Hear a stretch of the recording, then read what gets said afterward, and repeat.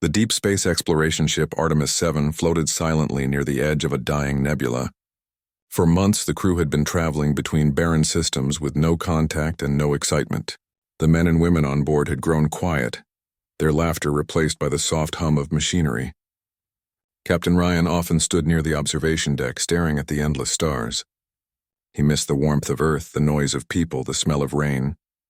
That night, while the rest of the crew sat tired and half asleep around the galley table, Ryan decided to lift their mood. He raised a cup of synthetic coffee and said with a grin, "You know what? If the universe has any sense of humor, it'll send me a bride tonight." Everyone chuckled. The engineer Chen laughed loudest. Ryan continued playfully, "I cheerfully ask again, who wants to marry me?" His voice echoed through the deck, bouncing off metal walls before fading into the silence beyond.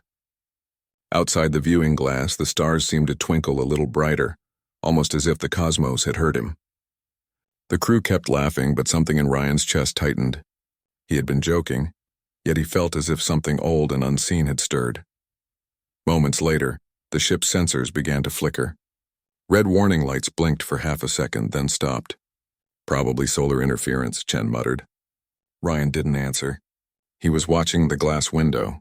Something was moving outside, slow, graceful, and tall. For a second, he thought it was debris, but the shape shifted like it was alive. The motion sensor locked on. A humanoid form was walking across the vacuum of space, bare and unprotected, each step leaving faint silver trails of light behind. The laughter stopped. Every person on board turned toward the main window. The figure kept approaching, not floating but walking like she was stepping on invisible ground. "Open communication channel," Ryan ordered quietly. The computer beeped. No signal detected, yet the figure raised her head as if she had heard him. A faint smile curved her lips. The crew argued in panic. "Captain, that thing could be hostile." "It's impossible. Nothing can survive out there without a suit." But Ryan lifted a hand. Something in his instincts told him to wait. The figure stopped directly in front of the airlock. A moment later, the outer hatch lights flickered to green as if the ship itself obeyed her. "Lockdown override," Ryan whispered. But the system ignored his command. The airlock door slid open with a soft hiss. Cold mist poured into the corridor, the lights dimming as power fluctuated. She stepped inside. She looked almost human, yet her skin shimmered faintly like polished silver under the ship's glow. Her hair fell down in dark waves, and her eyes, deep crimson, not glowing but alive, studied each human face slowly. Her expression was calm, curious, not hostile. Ryan stood his ground. "Who are you?" he asked, his voice low but steady. She smiled, her tone soft and melodic. "You called for someone to marry you," she said, her voice echoing faintly. "And I have come." The crew froze in disbelief. One of them whispered, "Is this a trick? Some kind of energy being?" Ryan tried to keep his composure. "That was a joke," he said slowly. "We don't even know what you are." She tilted her head slightly. "You may call me Lyra," she answered.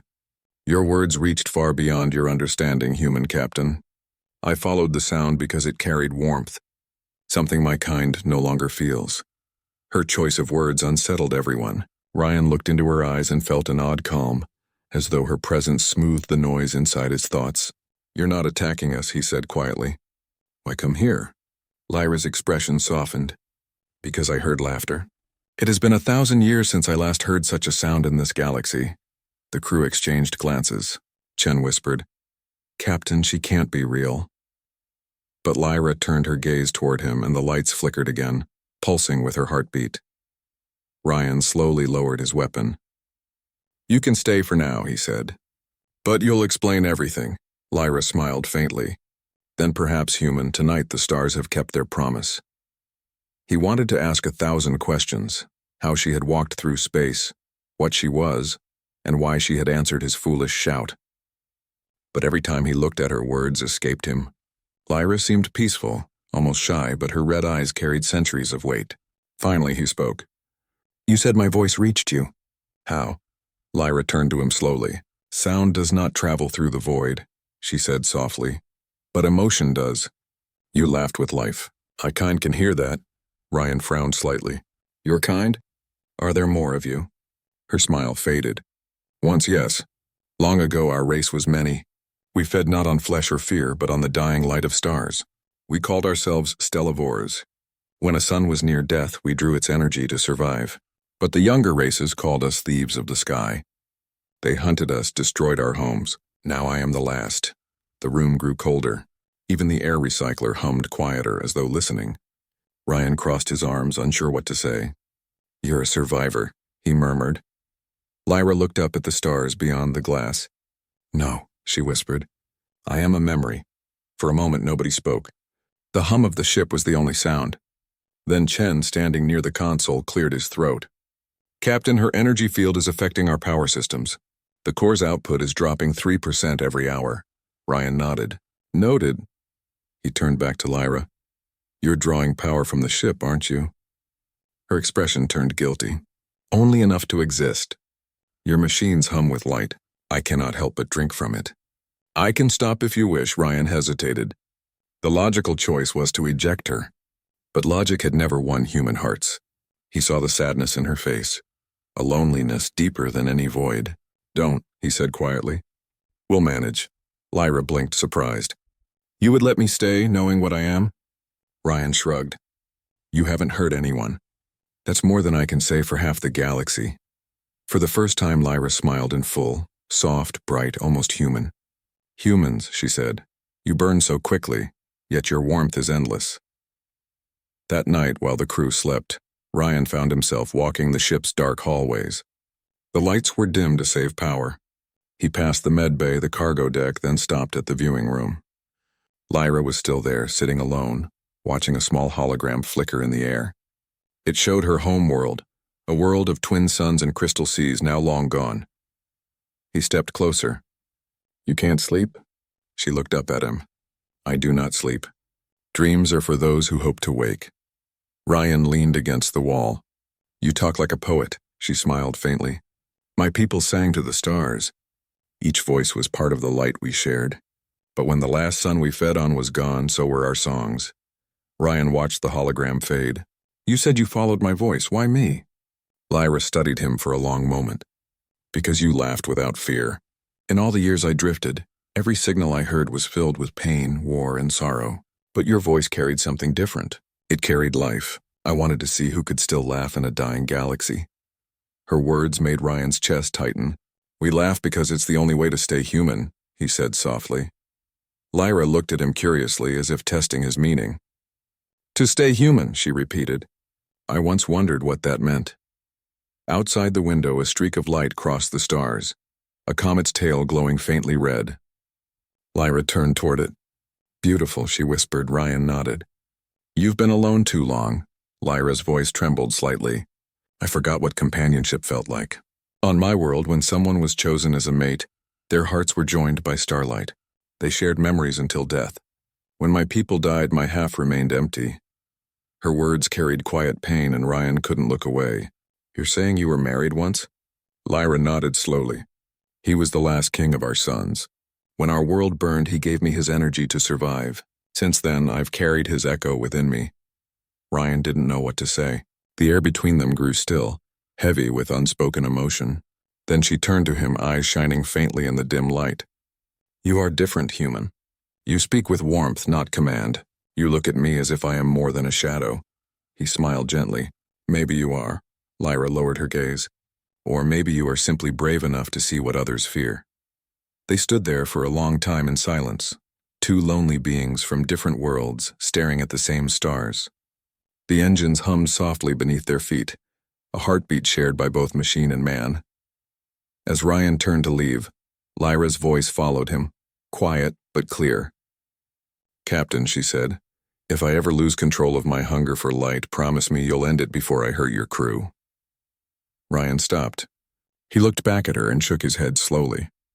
"No promises like that," he said firmly. "You're part of my crew now. We protect our own." Lyra's lips parted slightly as if she wanted to argue, but she said nothing.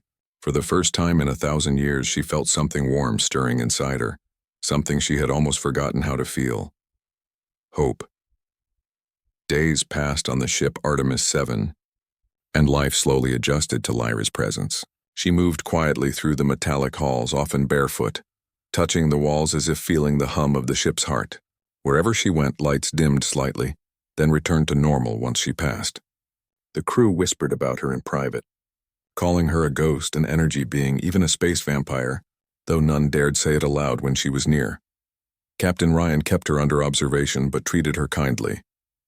He watched how she studied every detail of the ship with curiosity.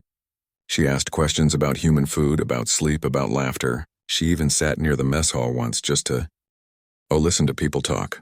It was strange for the crew, yet over time, fear turned into fascination.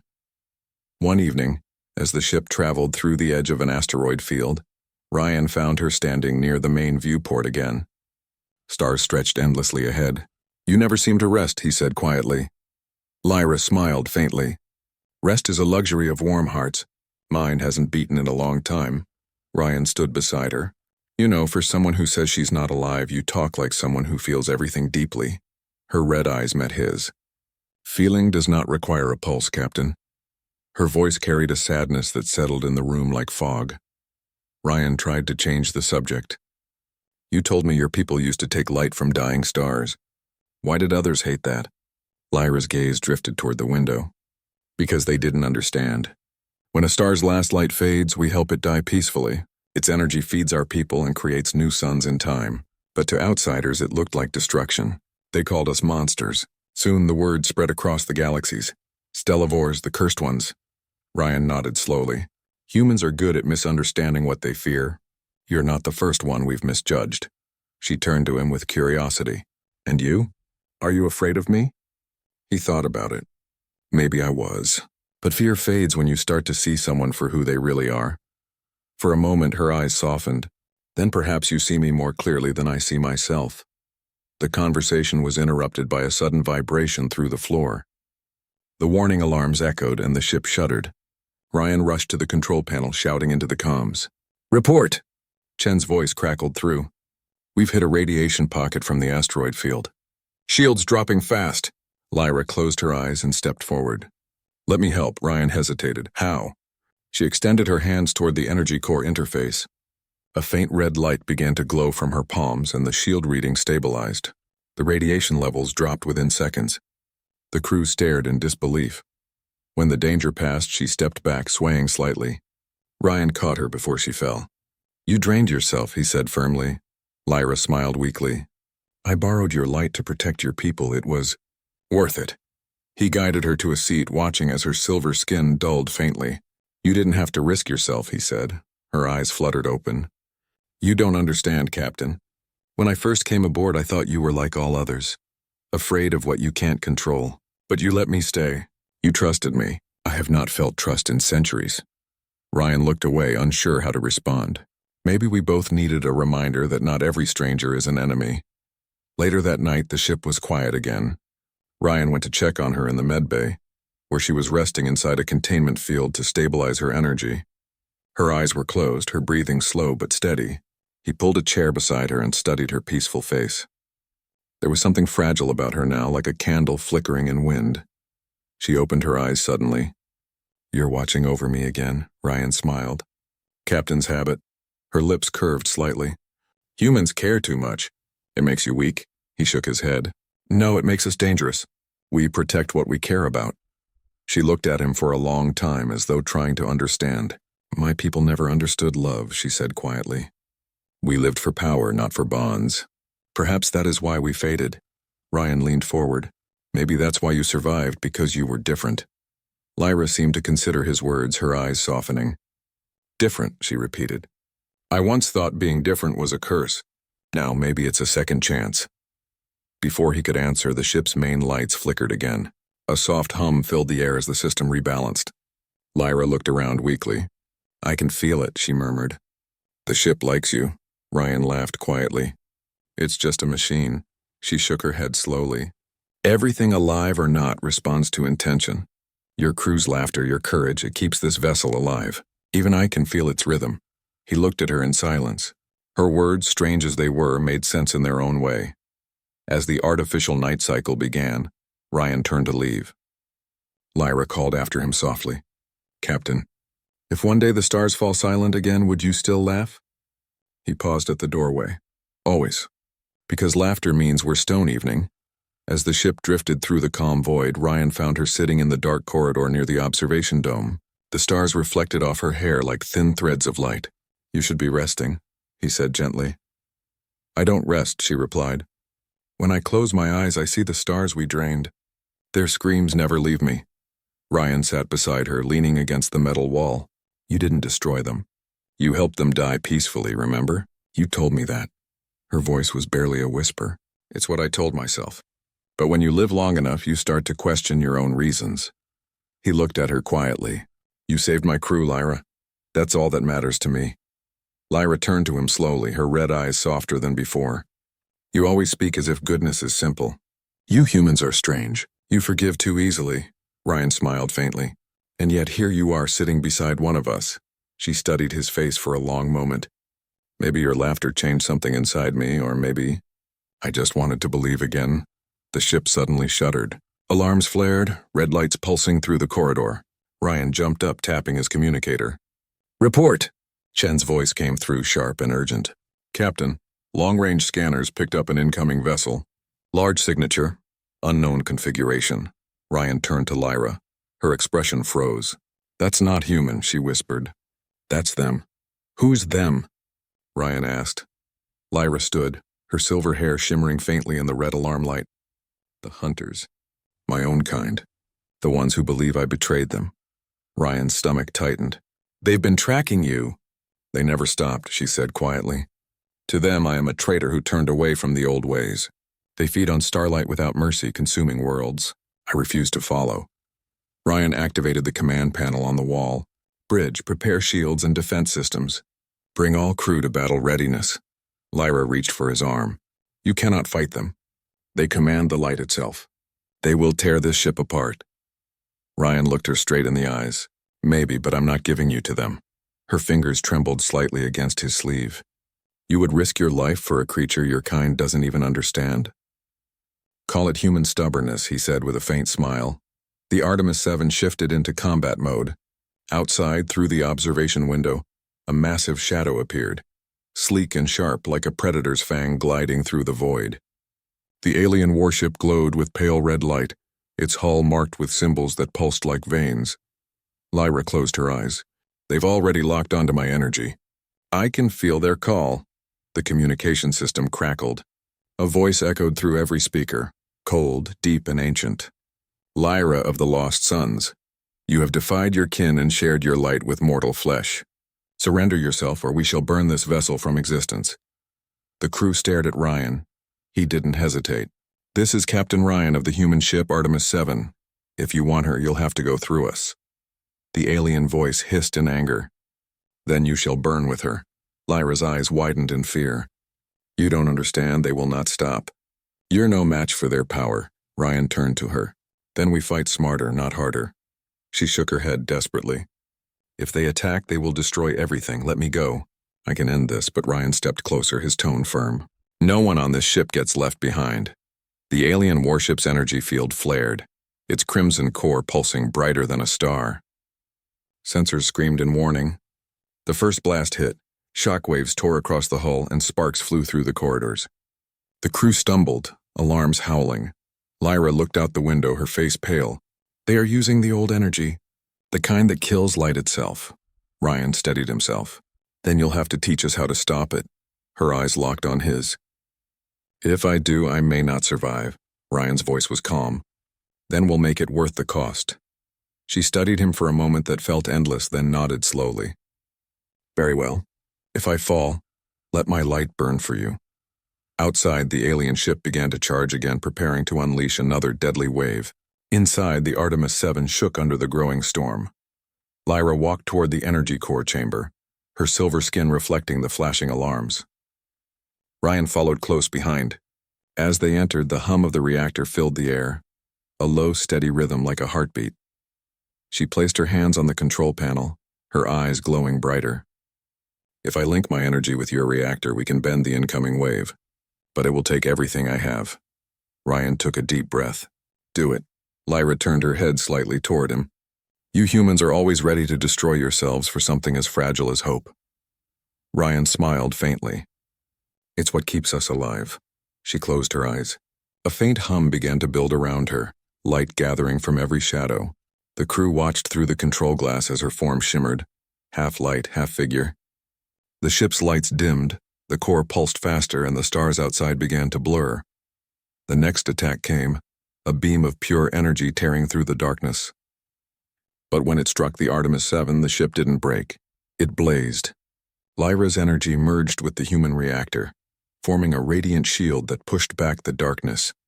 The Artemis 7 drifted through the raging storm of light and darkness, its metal me trembling as energy surged through every circuit. The alien warship's beam clashed against the radiant shield that Lyra had created, filling space with a blinding shimmer. Inside, alarm screamed, the ship shaking like it would tear apart. The crew struggled to hold their positions while Captain Ryan stood near the reactor chamber's glass wall, watching Lyra with rising fear and awe. Her body shone brighter than ever, light running through her veins like living fire. She stood at the heart of the energy stream, her hands pressed against the reactor core, her expression calm yet strained. Every few seconds, the light around her flickered, as if the energy she was channeling was too much even for her ancient strength. "Reactor levels rising fast, Captain," Chen shouted from the control station. "She's drawing too much. The ship won't hold." Ryan clenched his jaw. "If we cut her off, the shield drops and that beam will burn us all." "Keep it stable." Lyra's voice echoed faintly through the intercom. "Ryan, listen to me." He moved closer to the glass. "I'm here." Her eyes glowed softly, a deep crimson fading into silver. "They're stronger than I thought. I cannot hold this forever.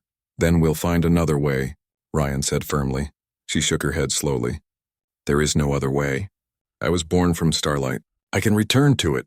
Ryan slammed his fist against the glass. "You're not dying here." For a moment she smiled, sad, tender, peaceful. "Humans," she whispered. "You always fight the impossible." Outside the ship, the alien warship shifted its angle, preparing a second strike. Its massive energy core pulsed brighter, ready to release another devastating blast. The voice of the enemy captain came again through the comms, cold and cruel. "Surrender the traitor, or you and your fragile craft will vanish with her." Ryan looked at the image of the alien ship on the screen and replied through gritted teeth. "We don't surrender our own," the alien voice hissed. "Then you'll share her fate." The next wave hit. The Artemis 7 shook violently. Panels cracked, metal screamed, and power surged through the corridors. Sparks rained from the ceiling. Lyra's body convulsed with the impact, but she didn't let go. Her energy shield flared brighter, holding back the enemy's beam, but only barely. Ryan ran into the reactor chamber, ignoring the crew's warnings. "Captain, it's too dangerous," someone yelled, but he didn't stop. He pushed through the burning heat until he stood near her. "Lyra, stop this. You'll burn yourself out." Her voice trembled, but she smiled again. "If I let go, you all die. This is the only way." Ryan took a step closer, the air vibrating with energy. "You said you wanted to believe again. You said laughter gave you hope. Don't throw it away now." Her eyes met his, glowing faintly through the haze. "And what is hope if not something worth dying for?" Ryan didn't move. "Then let me share it." He placed his hand over hers on the reactor core. The moment his fingers touched the surface, pain shot through his arm like lightning. He gritted his teeth but didn't pull away. Lyra's eyes widened. "Ryan, stop." "You'll die." "Then we'll both live or both burn," he said through clenched teeth. "No one fights alone." For the first time in her long, lonely existence, Lyra saw something she couldn't understand. Human defiance wrapped in kindness. She tried to push him away, but he wouldn't move. Their hands stayed pressed against the reactor, and slowly the energy between them began to balance. Her power stopped flaring wildly. Instead, it merged with his heartbeat, sinking into a rhythm that steadied the ship's energy field. Chen's voice crackled through the comms. "Captain, whatever you're doing, it's working." "Shield strength stabilizing." Ryan didn't respond. His entire body glowed faintly now, the human and the stellivore energy blending like two stars sharing the same sky. Lyra's voice softened to a whisper. "I can feel your heart." "Good," Ryan said weakly. "Means we're still alive." She looked at him for a long moment. Then her voice broke softly. "I wish my people could have seen this, what unity looks like." Outside, the alien warship fired again, desperate to break through. But this time the Artemis 7 didn't shake. The shield around it turned pure white, brighter and steadier than before. Lyra's and Ryan's combined energy formed a wave that pushed back the darkness. The enemy ship's hull began to crack under the pressure.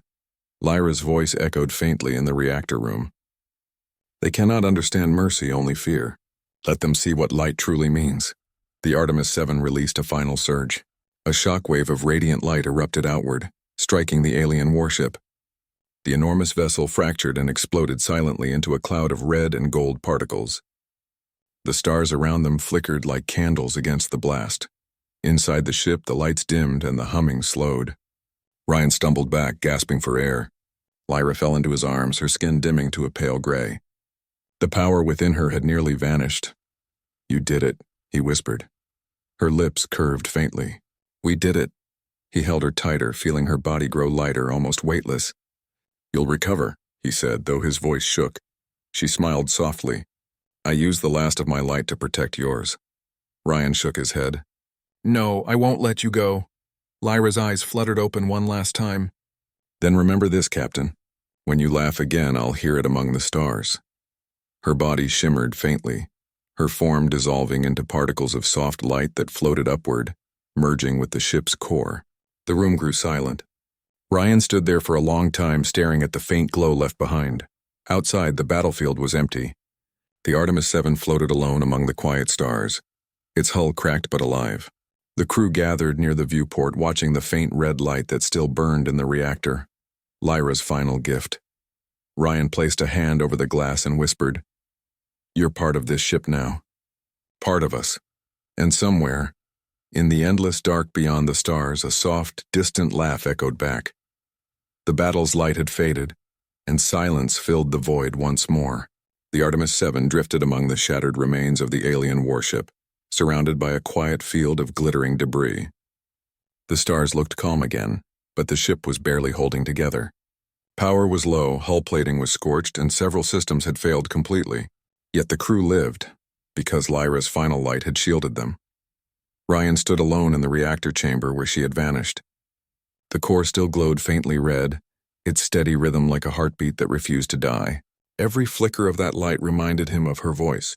He touched the glass, whispering to the empty air, "You're still here, aren't you?" Chen entered quietly behind him. "Captain, we've stabilized navigation, but the communication array's fried. We can't call for help." Ryan didn't look away from the core. "How long until we can jump?" 20 hours if we reroute power from life support backup." Chen hesitated, glancing at the glowing core. "Sir, the reactor's energy signature has changed. It's not just fusion anymore. There's a secondary pulse. Almost like it's alive," Ryan finished softly. Chen swallowed hard. "Exactly. It matches Lyra's frequency." Ryan's chest tightened.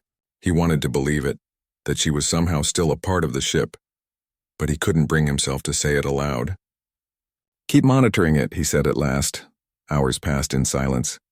The crew moved carefully through damaged halls, patching leaks, resealing compartments, and whispering stories about the alien woman who had saved them. None of them called her a monster anymore. They called her the Guardian. Later, while the others rested, Ryan sat near the main viewport. The stars outside looked sharper now, clearer somehow, as if the ship itself wanted to show him something. He closed his eyes, trying to rest, but a soft hum filled his ears. At first he thought it was the engine. Then he realized it was a voice, and faint and familiar. "Ryan." His eyes snapped open. The control lights flickered, pulsing gently in rhythm with the sound. He stood looking around. "Lyra?" The hum deepened slightly, carrying warmth. "You kept your promise." He froze. The voice wasn't coming from the speakers. It was inside the ship itself, inside the light. "You're alive?" "Not as before," the voice replied, calm and distant, yet full of emotion. "When my body faded, my energy merged with your ship. I am the core now. My light flows through your systems, your engines, your shield. I can feel everything you feel." Ryan smiled faintly, his throat tight. "You became the heart of the Artemis 7. I became what I always wanted to be," she whispered. "Part of something that lives." He stood in silence for a long time, letting her voice echo softly around him. "We'll get you home," he said finally. "We'll find a world where you can rest." "There is no home left for me," she said gently. But there is one for you. Guide your people, Captain. Keep their laughter alive. That's all the universe needs. Before he could answer, an alarm sounded from the bridge. Ryan rushed up the ladder, Lyra's faint hum following him through the walls. Chen looked up from the console. Captain, the debris field's moving. Some of it's reacting to our signal. Outside the viewport, fragments of the alien warship were glowing again. Faint red sparks gathering together. Ryan's eyes widened. They're trying to reform. Lyra's voice echoed through the intercom now, steady and clear. They were forged from ancient energy. Destroying their bodies didn't end their essence.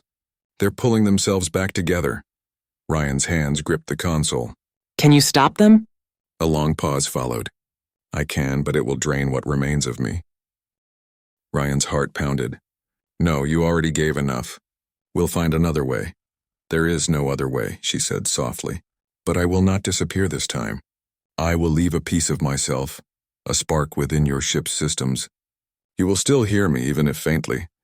Lyra, her voice cut through the static gently. Don't grieve, Ryan.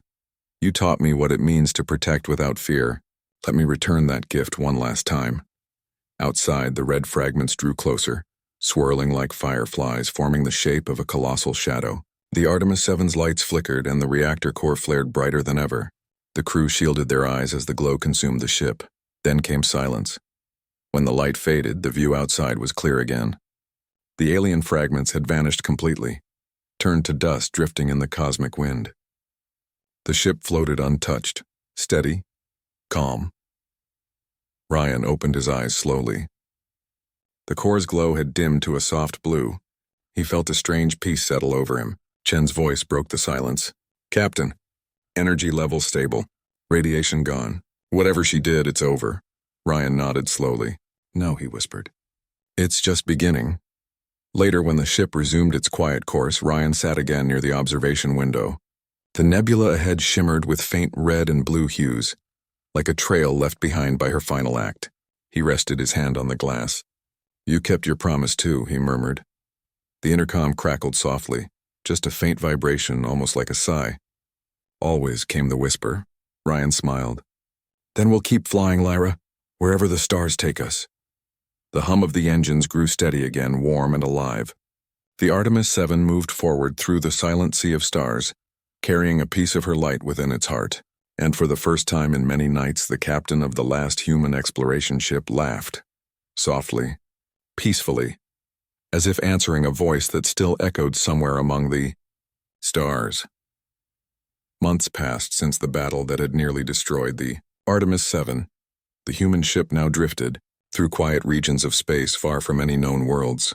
The scars on its hull remained, but inside, life had returned to something close to normal. The crew spoke again with laughter in their voices, the way they used to before fear became their companion. Yet every time someone passed the reactor core and saw its soft blue light, they fell silent for a moment, remembering the being who had given them peace. Captain Ryan still felt her presence the most. He could hear her faint hum when he walked through the corridors at night, a low sound like a heartbeat buried within the ship's walls. Sometimes when he spoke softly to the silence, the lights flickered in reply, and he knew she was listening. He had stopped trying to explain it. Lyra was part of Artemis 7 now, part of the stars themselves. One evening, as the ship traveled past a dying sun, Ryan sat alone at the observation deck. The view outside was hauntingly beautiful. The red giant star pulsed slowly, its surface breaking apart into waves of molten fire. He leaned forward, his reflection floating in the glass, and whispered, "You'd like this one, Lyra. It's fading with grace." A soft vibration answered him. The lights dimmed slightly, then brightened again. Her voice came faintly through the ship's hum, gentle like a memory. "You still talk to the stars as if they listen?" Ryan smiled quietly. "Maybe they do. Maybe they just needed someone to remind them how." The voice was warm, like distant wind through light. "You've kept your promise, Captain." You laugh more now. He leaned back, eyes tired but peaceful. "I laugh because I still hear you." Lyra's tone grew softer. "I do not live the way you do anymore, but your laughter feeds the spark I left behind. It keeps me from fading completely." Ryan didn't answer right away. His gaze stayed on the dying sun, its light spilling into the darkness like liquid gold. Then I guess I'll have to keep laughing forever. Her voice was faint now, like a whisper in his mind. Forever is longer than even stars can bear, but perhaps humans can. Before he could respond, the ship's alarm beeped softly. Not a warning, but a signal. Chen's voice came through the comms. "Captain, we're detecting a signal ahead. It's faint, but it looks like a distress beacon." Ryan straightened. "Origin? Unknown. Not human. Coordinates transmitting now." He stood and looked out the window again. The dying sun flickered one last time, and in the distance a small light blinked, steady and weak like someone calling out in the dark. Ryan felt a chill run through him. "Set a course," he said. "Let's go see who's calling." Minutes later, the Artemis 7 turned toward the signal. As they approached, a shape emerged from the drifting dust. A small vessel, broken and motionless. Its design was ancient, unfamiliar, but strangely graceful. The hull bore faint symbols that glowed like fading embers. Chen's voice cracked through the static. "Captain, you might want to see this. The ship's signature. It matches Lyra's people." Ryan's heart skipped a beat. He walked to the main screen and stared at the image. "Stellivore design?" "Yes, sir, but completely dormant. No power readings, no life signs?" Ryan hesitated for a long moment, then nodded. "Prepare a boarding team." "I'm going over there," Chen frowned. "Sir, after what we've seen, that's an order," Ryan said gently. He suited up, stepping into the airlock as the docking system connected to the ancient vessel. The door opened with a soft hiss, revealing a dark, silent interior. Dust floated through the air like snow in zero gravity. The walls were carved with flowing designs, symbols that shimmered faintly under his flashlight. As he moved deeper inside, his helmet radio crackled softly. "Ryan," he froze. "Lyra?" Her voice echoed faintly, clearer than before. "This was my ship. My home before the stars went dark."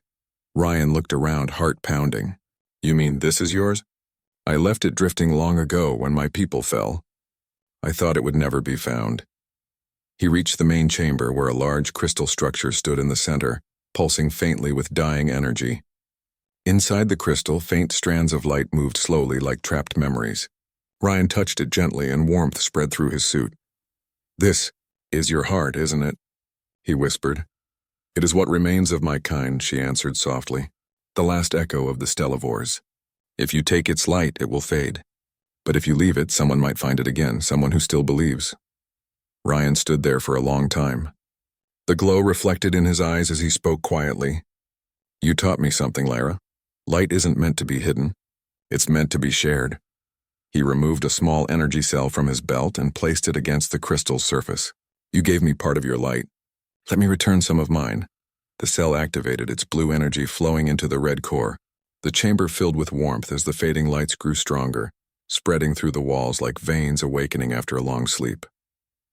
Lyra's voice trembled softly. "You've given my people one last sunrise," Ryan smiled. "No, you gave it to them. I just reminded the stars how to shine again." The ship's systems flickered once, then stabilized. The faint hum that followed sounded eerily familiar, like Lyra's voice singing softly through the metal. Back aboard Artemis 7, Ryan watched through the viewport as the ancient vessel glowed brighter, drifting toward the dying sun. Slowly, the light around it expanded until it looked like a second sunrise breaking in the void. Chen stood beside him, eyes wide.